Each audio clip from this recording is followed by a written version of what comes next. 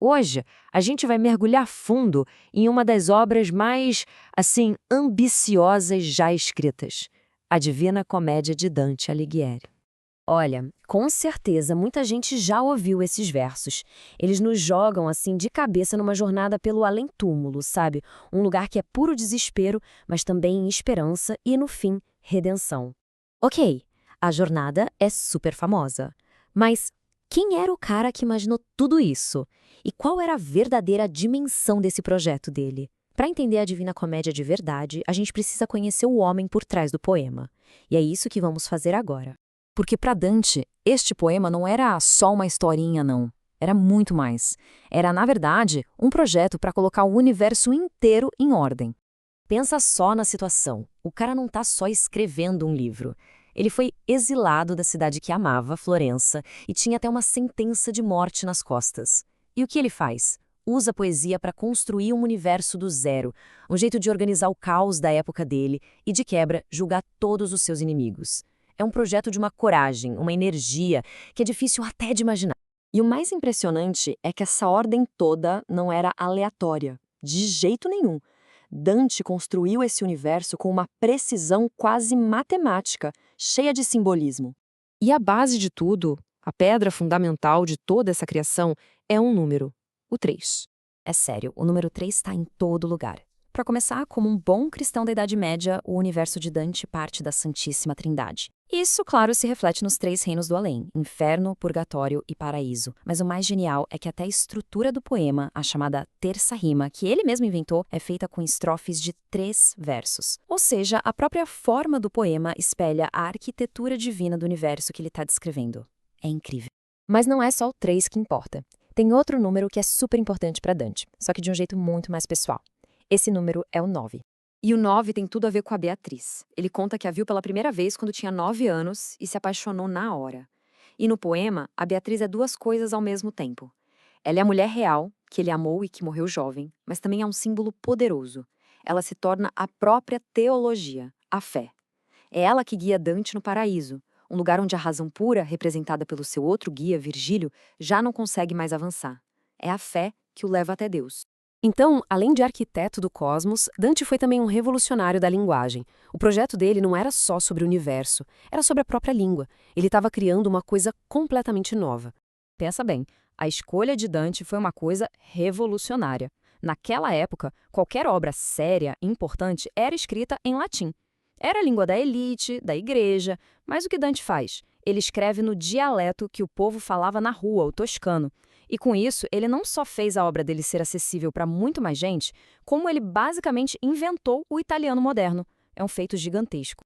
E ele não ficou preso no estilo só, não. A Divina Comédia é uma montanha russa de linguagens. Vai do mais baixo e grotesco lá no inferno, com demônios e descrições bem explícitas, até a linguagem super elevada, quase abstrata, da luz pura lá no paraíso. A ideia dele era que, para conseguir descrever a criação inteira, ele precisava dominar todas as linguagens possíveis. E olha só que exemplo maluco disso. No meio do paraíso, um lugar todo sublime, um dos espíritos usa uma expressão super popular, quase chula, deixa coçar onde está a sarna. Parece chocante, né? Mas para Dante era exatamente esse o ponto. Mostrava que o divino está em tudo, do mais sagrado ao mais popular. É uma audácia poética que, nossa, é incrível. A linguagem dele também era de uma força, de uma concisão impressionante. Pega essa linha. E cair como o corpo morto cai. É uma imagem instantânea, poderosa, direta. É essa capacidade de condensação absoluta, como diz o professor João Adolfo Hansen, que faz a poesia de Dante soar tão moderna, tão forte até hoje. Mas a comédia não é só uma obra de arte suspensa no tempo. De jeito nenhum. Ela é um documento político, um retrato de uma época de conflitos violentíssimos. A cidade de Dante, Florença, estava rachada no meio por uma guerra civil brutal. De um lado, os guelfos, que apoiavam o poder do Papa. Do outro, os gibelinos, que apoiavam o imperador do Sacro Império.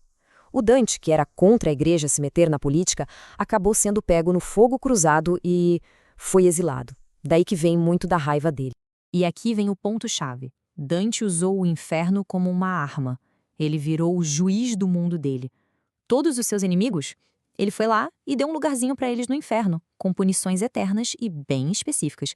O Papa Bonifácio VIII, que ele odiava, tá lá, no inferno, e no fundo do poço, no lugar mais terrível de todos, sendo mastigados pela boca de Lúcifer, estão os traidores. Porque para Dante, a traição, seja à pátria, a um amigo, a Deus, era o pior pecado de todos, o mal absoluto.